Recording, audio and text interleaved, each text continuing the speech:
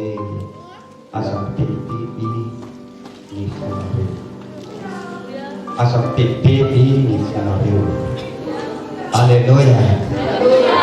Ikavanareo ilainy izay matoka tsara sy fotoana fohy nitorena nisy tia ao anatin'ny atasakata.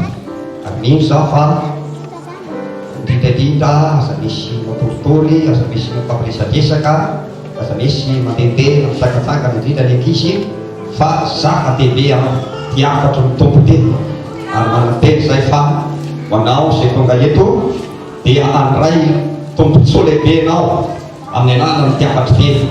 Aleluia. Aza mitebiteby ny fonareo. Aleluia. Zao no nataoko faha-efatra ambin'ny folo ny andeny voalohany hatramin'ny fahatelo anovakentsika amin'ny anaran'i Jesosy. Zao no nataoko faha-efatra ambin'ny folo ny andeny voalohany hatramin'ny fahatelo dia mitsabika antsika ny andeny fahafito amby roapolo. Zao ny efatra ambin'ny folo ny andeny voalohany hatramin'ny fahatelo dia ny andeny fahafito amby roapolo. Zao tahaka ny tena amin'ny anaran'i Jesosy. Raha tika teny any baiboly anankiray dia milaza izy hoe aza malahelo sy fonareo. Amin'ny tika teny anankiray indray dia miteny izy hoe aza mitebiteby ny fonareo. Minoana Andriamanitra nareo ary minoa koa. Vakentsika amin'ny anaran'i Jesosy ary reo. Anaran'i Jesosy ny voalohany. Aza mitebiteby ny fonareo. Minoana Andriamanitra nareo ary minoa koa. Ao an-trano raiky dia misy lapa maro. Raha tsy izany dia efa nilaza taminareo aho, fandeha namboatra fitoerana ho anareo aho, ary mandeha namboatra fitoerana ho anareo aho, dia ho avy indray ka andray anareo any amiko, ka zay itoerako itoeranareo ihany koa. Ino ny fito amby roapolo. Iarahantsika mamaky ny andeny fito amby roapolo amin'ny anaran'i Jesosy. Fiadanana velako anareo, fiadanana no nomeko anareo. Tahaka ny fanomeny izao tontolo izao fanomeko anareo. Aza mitebiteby na matahotra ny fonareo.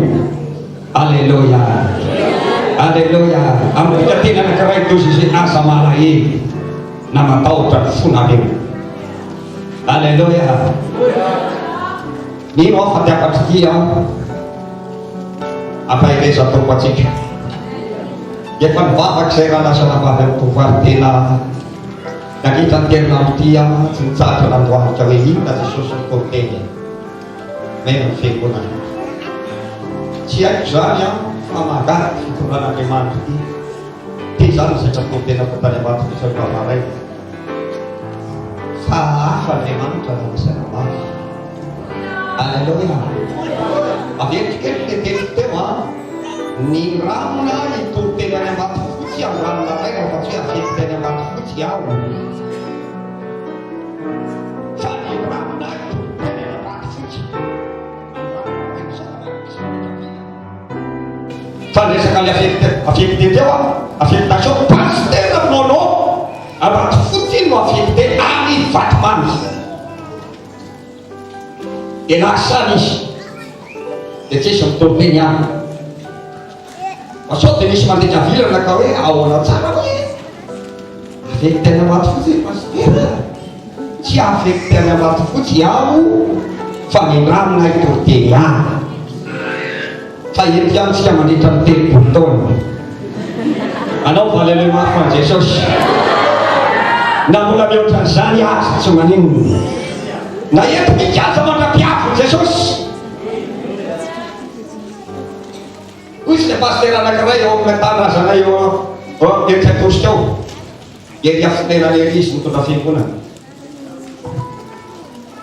Nafeky te izy afindra tsy mety mandeha mihitsy. Dia hoy zareo tao korano inona ary zany no mahatonga anao midosina tsy mety miala mihitsy afindra tsy mety mandeha. Eto avata miandra Jesosy. Eto sy miandra filiny Jesosy. Avela ka ny amin'ny hiditra amin'loha hevitra anankiray.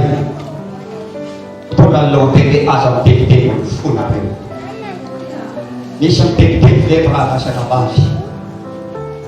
Tsy haiko aloha hoe inona ny mahatonga an'Andriamanitra nanome amin'ny tiafatry ty mpambanoliana.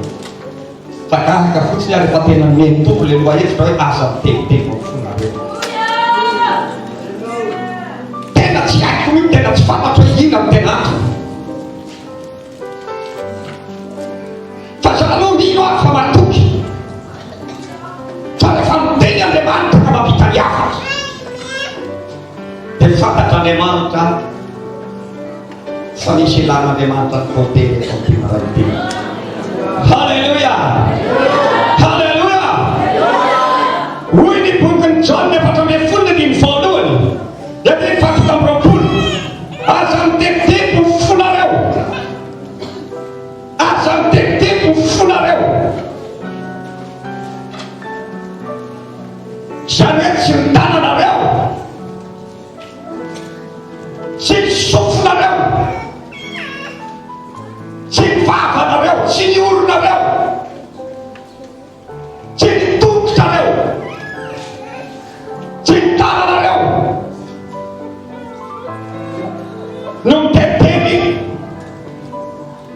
fa ny fonareo no mitetiteny.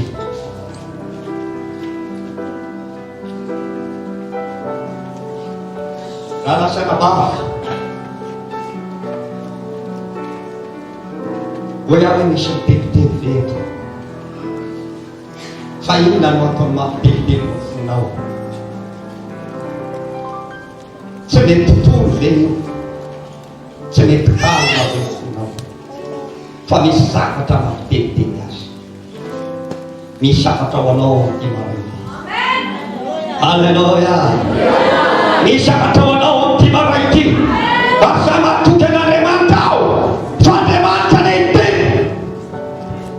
amiakona tsy omena Andriamanitra anao aloha dia mino afa ho anao zay mitetiteny dia mampahiresin'Andriamanitra ny teniny anao, mampahiresin'Andriamanitra ny teniny anao ka ho anao zay mitetiteny tonga eto satria Andriamanitra fona ampahery anao amin'ny teniny. Ny olona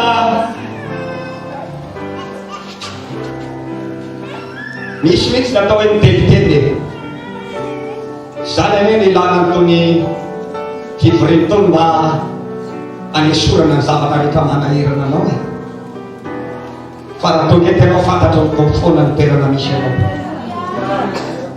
fantatro mitao foana ny toerana fa misy aminareo eto mitetiteny ary jerentsika loana inona no tena antony mampitetiteny ny fonao dia omenanao ny fanasitrana anazy amin'ny tanio teny. Halleluja! dia omenanao ny fanasitrana anazy amin'ny tanio teny.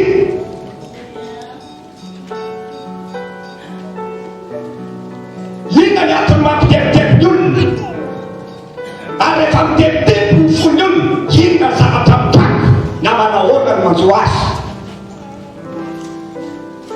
Tenao tsara Genesis 1:20 dia teny voalohany amin'ny anaran'i Jesosy Kristy no makina azy.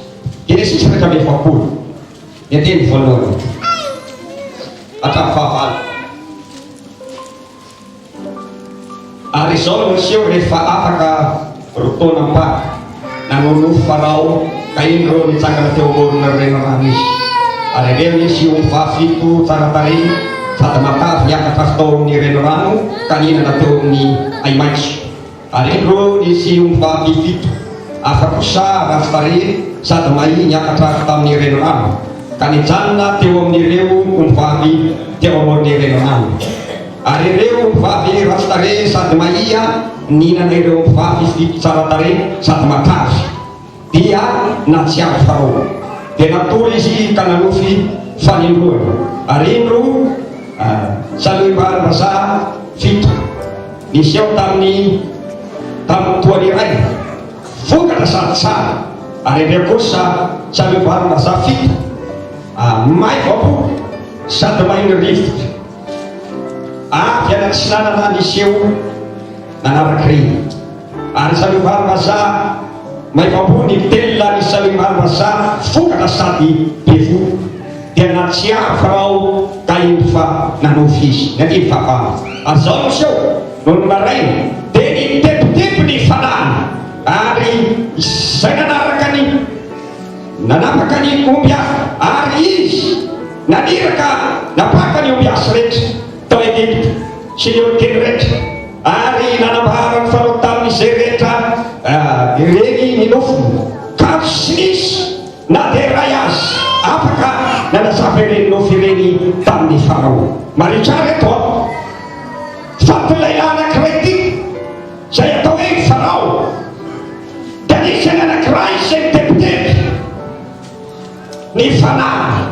Inona moa ry havana ny antony nampitepitepy azy? Ny antony nampitepitepy azy le zao satria nanofy izy ary ny nofony